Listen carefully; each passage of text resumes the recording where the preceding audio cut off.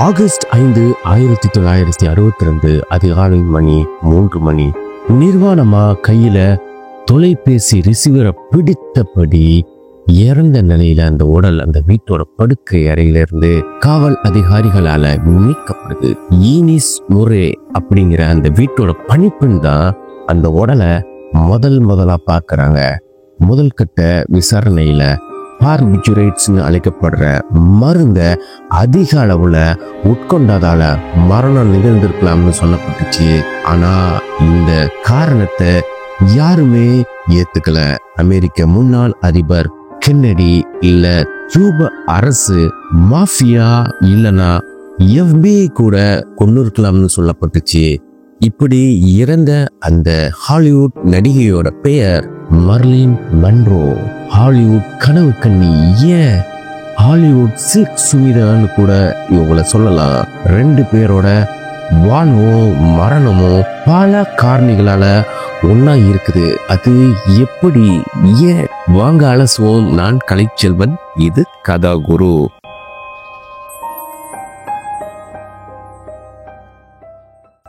ஹாலிவுட்டோட டெக்ஸ் பாம்னு வர்ணிக்கப்பட்ட Marilyn மன்ரோவோட மரணம் 60 ஆண்டுகளுக்கு மேலாகியும் பல சந்தேகங்களை கிளப்பிக்கிட்டே இருக்கு.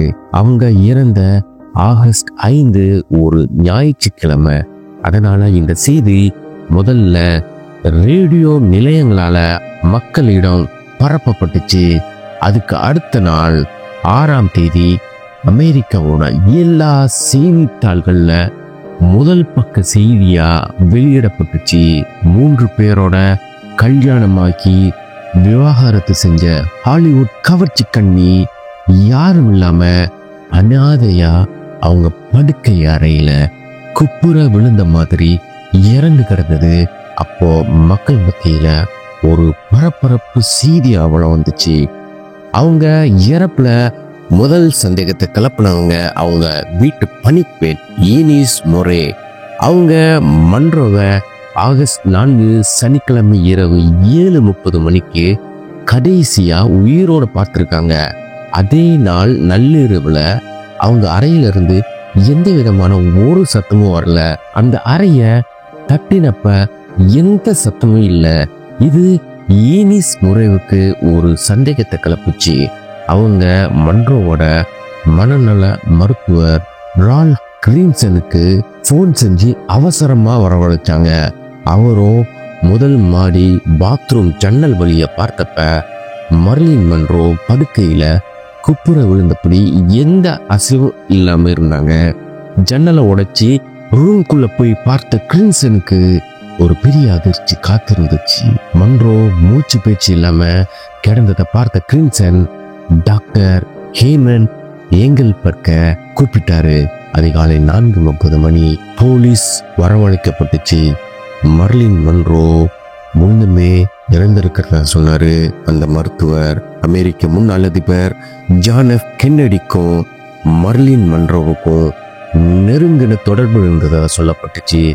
1962 வருஷம் மே 19ஆம் தேதி ஜான் எஃப் கென்னடியோட 45வது பிறந்த நாள் விழாவில் ரொம்ப கவர்ச்சியான உடையில வந்து ஹாப்பி பர்த்டே டு பிரசிடென்ட் அப்படிங்கிற பாடலை பாடி மர்லின் மன்ரோ அசத்தினாங்க.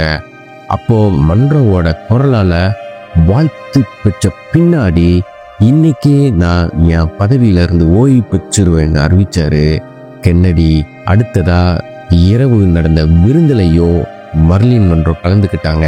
மன்ரோவோட 3வது கணவரான ஆர்தர் மில்லரோட கல்யாண வாழ்க்கை விவாகரத்துல முடிஞ்சது. அவர் நடிச்ச கடைசி 2 படங்கள் பாக்ஸ் ஆபீஸ்ல தோல்வி கண்டுச்சு.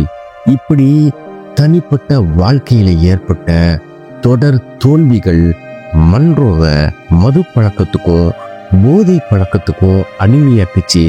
இதனால தொழில் மேல கவனம் சிதறிச்சு. தொடர்ச்சியான ஞாபக மறதி நோயால பாதிக்கப்பட்டாங்க. வசனத்தை கூட பேசி நடிக்க மறந்து போனதுதான் இங்க பெரும் சோகம். சில படங்கள்ல இதனால நீக்கப்பட்டாங்க. மன அழுத்தத்துக்கு சிகிச்சையும் எடுத்துக்கிட்டாங்க மர்லின் மன்ரோ. மரணத்துக்கு முன்னாடி சில தடவை தானே தன்னோட உயிரை மாய்க்க முயற்சி செஞ்சு காப்பாற்றப்பட்ட நிகழ்வும் சில இருக்குது.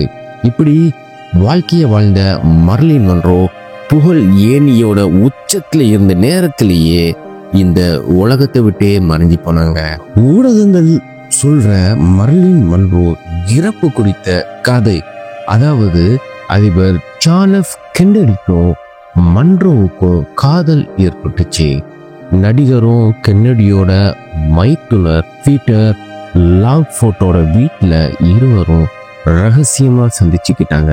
அதிபர் கென்னடி தன்னோட மனைவி ஜாக்குலின விவாகரத்து செஞ்சுட்டு தன்னை கல்யாணம் செஞ்சுக்குவார்னு மன்றோ நம்பினாங்க.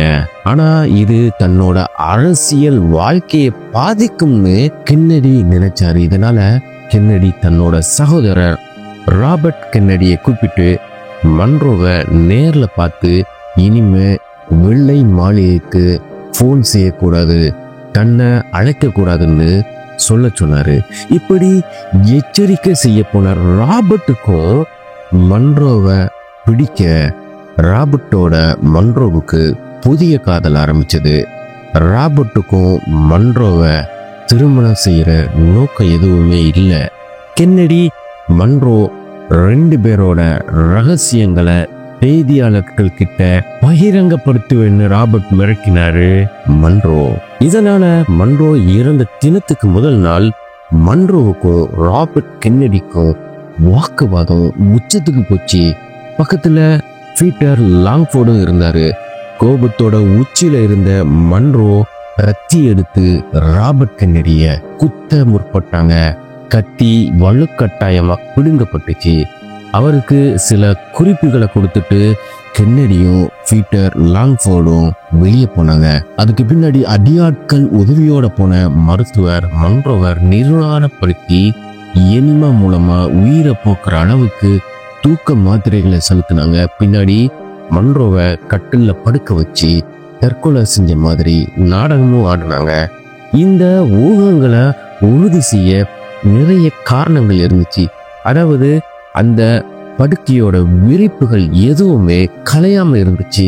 மேஜையில காலியா இருந்த மாத்திரை பாட்டிலோட மூடி ஒழுங்காக மூடப்பட்டு இருந்துச்சு.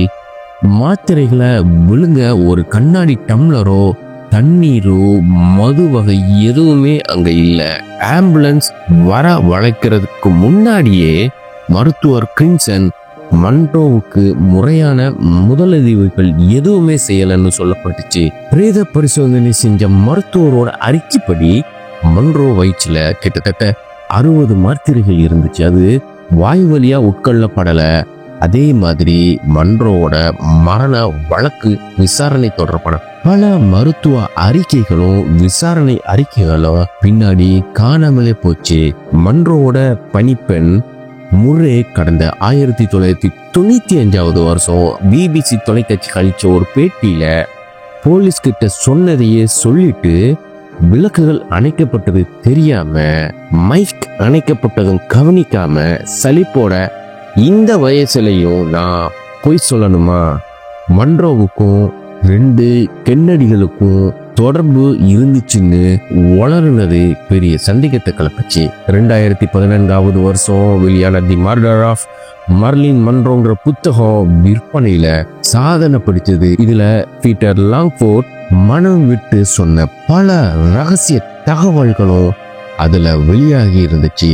மன்றோவை மனசுக்குள்ள காதலிச்சவங்க பலர். மர்லின் மன்றோ மீதான ரசிக பூரிப்புகளுக்கு நிகரா அவரோட அழகு புயல்ல கவிழ்ந்த அமெரிக்க அதிபர் John F Kennedy, Charlie Chaplin மகனான சாப்ளின் ஜூனியர், விளையாட்டு வீரர் ஜிம்மி, எழுத்தாளர் ஆர்தர் மில்லர்னு மர்லின் மன்றோட பூர்த்தி அடையாத கல்யாண வாழ்க்கைக்கு பின்னாடி கிசுகிசுக்கள் நிறைஞ்ச காதல் கதைகள் ஏராளம். மர்லின் மன்றோ வாழ்க்கையில கின்னடி சகோதரர்கள் நுழைஞ்ச பின்னாடி அவங்கள பிடிச்ச துயரம் மரண வர தூக்கிட்டு போச்சு. இதர ஆண் தொடர்புகளை ஒட்டி அதிபர் மாளிகையோட அத்துமீறல்கள், வெளிநாட்டு உளவாளிகளோட பிடியில சிக்கியிருக்காராங்கிறத கண்காணிக்கிற அதிகார அழுத்தங்கள், தொடர் கருக்கலைப்புகள், இதுவே மர்லின் மன்ரோவோட மன ஆரோக்கிய சிதைவுக்கு காரணமா சொல்லப்பட்டுச்சு.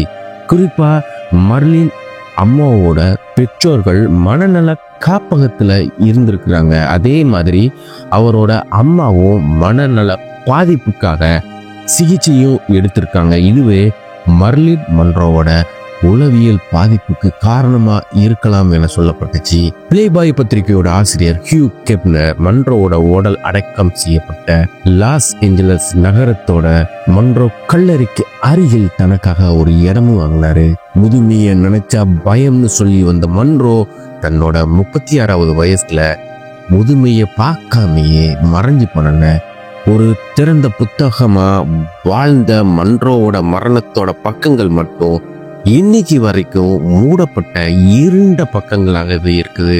மர்லின் மன்ரோ சினிமாவுக்குள்ள நுழைஞ்சி 15 வருஷங்கள்ல அதோட உச்சம் தொட்டாங்க. மாடல், நடிகை, பாடகி, தயாரிப்பாளர்னு 40களோட இறுதியில தொடங்கி 60களோட தொடக்கம் வர மறைஞ்ச மர்லின் மன்ரோவோட திரை வாழ்க்கை இன்னைக்கு வரைக்கும் எல்லாராலையும் நினைவு கூறப்படுது. தன் அம்மாவோட கொலை முயற்சிகள், வளர்ப்பு தந்தையோட தொடர் சீரழிப்புகள், சொந்த தந்தை முகத்தை தேடி கிடைக்காம போன நீடிச்ச நிராசை, பொருளாதார ரீதியா மட்டும் இல்லாம பாலியல் ரீதியா சுரண்டின ஹாலிவுட் திரையுலகம், அமெரிக்க அதிபரோட செக்ஸ் டார்ச்சர்கள், இதனால உச்சியில இருந்த காலத்துல தன்னோட 36 வயசுல மர்மமான முறையில இறந்து போனாங்க மர்லின் மன்ரோ. சில்க் சுமிதா கடிச்சு போட்ட ஆப்பிள் போல மர்லின் மன்ரோவோட ரசிகர்கள் கிட்டையும் அவரை சில்லாகிக்க எச்சங்கள் இன்னும் மிச்சம் இருக்கு. அமெரிக்காவோட லாஸ் ஏஞ்சல்ஸ் நகரத்துல 1926வது வருஷம் ஜூன் 1ஆம் தேதி மருத்துவமனை ஒண்ணுல இந்த குழந்தை பிறந்துச்சு. கொடிது வறுமை கொடிது, அதனினும் கொடிது இளமையில் வறுமை. 7 வயசு நேர்மா ஜீனுங்கிற சிறுமியோட வாழ்க்கை வறுமையோடையே தொடங்கிச்சு. சின்ன வயசுல செஞ்ச கல்யாணம், பின்னாடி கைவிட்ட கணவர், அலைக்கழிக்கிற கொடூர வறுமை, சதா குடுபோதைன்னு படிப்படியா மனசிதைவுக்கு ஆளாகிற தாய்கிட்ட வளர்ந்த நேர்மா ஜான். இதுதான் மர்லின் மன்ரோவோட இயற்கைய. இவர்தான் உன்னை பெற்ற தந்தைன்னு தாய் காட்டுன புகைப்படத்த நெஞ்சில ஏந்ததுக்கு மட்டுமே அந்த சிறுமிக்கு வாழ்நாள் நம்பிக்கையா இருந்துச்சு. எப்படியாவது தன் வாழ்நாள்ல ஒரு தடவையாவது தன்னோட அப்பாவை நேர்ல பார்க்கணுங்கிற அந்த ஆசை கடைசியில நிராசையா மாறிச்சு. தாயும் அவர் கூட வாழ்ந்த வாழ்க்கையும் கை நழுவிய பின்னாடி அப்பா குறித்த தேடல் அந்த சிறுமிய முன்னோக்கி வாழ்க்கையில ஓட வச்சது. மகளை கொள்ள முயன்ற தாய், வளர்ப்பு பெற்றோர், ஆதரவற்றோர் இல்லத்துல அடைக்கலம்னு நிராதாரமான மர்லின் மன்ரோவோட பால்யம் சோகமயமான ஒண்ணு. தன்னை 9 வயசுலேயே ஆதரவற்றோர் இல்ல நிர்வாகி பாலியல் கொடுமை செஞ்சாருங்கிறத பின்னால ஒரு பத்திரிகை பேட்டியில சொன்னாங்க மர்லின் மன்ரோ. தொடர்ந்து சினிமா வாய்ப்பு தேடுற முயற்சி பின்னாடி பாலியல் பிண்டமா அவர் சுரண்டப்பட்டதும், முதிரா 16 வயசுல முதல் கல்யாணம் சிதைக்கப்பட்ட சிறுமியா வளர்ந்தாங்க மர்லின் மன்ரோ. 50கள்ல ஆண்கள் மத்தியில பெண்களோட அடையாளமா, காமத்தோட குறியீடா கொண்டாடப்பட்ட மர்லின் மன்ரோவோட ஆரம்ப வாழ்க்கை இப்படிதான் இருந்துச்சு. மர்லின் மன்ரோவா பிரபலமான பின்னாடியும் அவருக்குள்ள இந்த குட்டி நேர்மா ஜானோட மனசு தன்னோட அப்பா குறிச்ச தேடல்களை தொடர்ந்துகிட்டே இருந்துச்சு. கடக்கிற, பார்க்கிற, சந்திக்கிற ஆண்கள் மத்தியில எல்லாம் தன்னோட அப்பாவோட பிம்பத்தை தேடுனாங்க மர்லின். அவங்களுக்கு பிடிச்ச ஆண்களை டாடின்னு கூப்பிடுற பழக்கமும் அவங்க கிட்ட இருந்துச்சு. தந்தை குறிச்ச தேடலையும் பாசத்தையும் தன்னோட இறுதி மூச்சு வர மர்லின் மன்ரோ தொடர்ந்தது ஒரு சோக கதை. 1944வது வருஷம் ஒரு தொழிற்சாலையில வேலை பார்த்தப்ப புகைப்பட கலைஞர் ஒருவர் எடுத்த ஒரு புகைப்படம் மர்லின் மன்ரோவோட வாழ்க்கையை மாத்திச்சு. அது மூலமா மாடலிங் தொழில காலடி எடுத்து வச்ச மர்லின் மன்ரோ தன்னோட வசீகரத்தால அந்த துறையில உயரம் தொட ஆரம்பிச்சாங்க. ஹாலிவுட் திரையுலகம் தன்னோட கண்களை மர்லின் மன்றோ மேல திருப்பிச்சு. சின்ன சின்ன வேடங்கள்ல நடிக்க ஆரம்பிச்ச மர்லின் மன்றோ நகைச்சுவை கதாபாத்திரங்கள்ல பிரபல நடிகையா மாறினாங்க. தி ஆஸ்பல் ஜங்கிள், அப்புறம் ஆல் அபவுட் ஈவ் மாதிரி திரைப்படங்கள் மர்லின் மன்றோவ கனவு தொழிற்சாலையோட ராணியா மாட்டுச்சு. மர்லின் மன்றோவோட கட்டழகு ரசிகர்கள் நிறைய பேரோட மயக்க மருந்தா மாறிச்சு.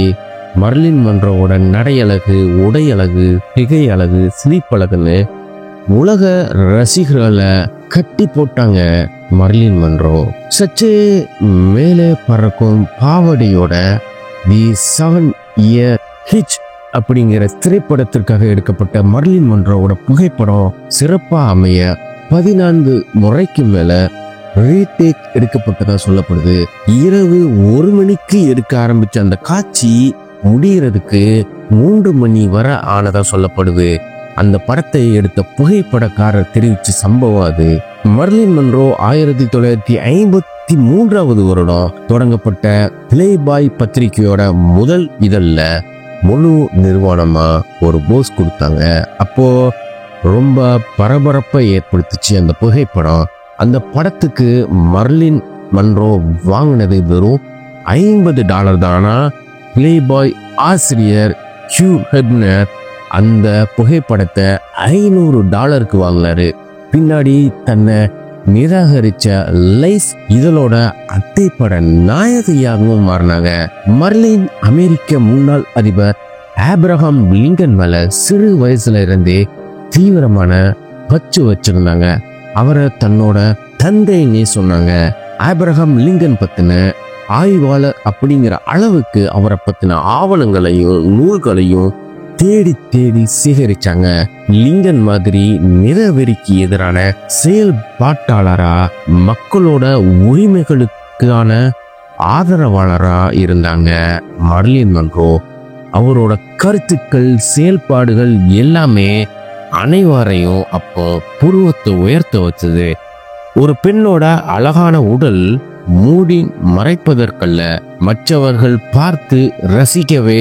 ஹாலிவுட் என்பது ஒரு பெண்ணின் முகத்துக்கு $50,000 அவள் மனசுக்கு வெறும் 50 சென்டும் தரக்கூடியது.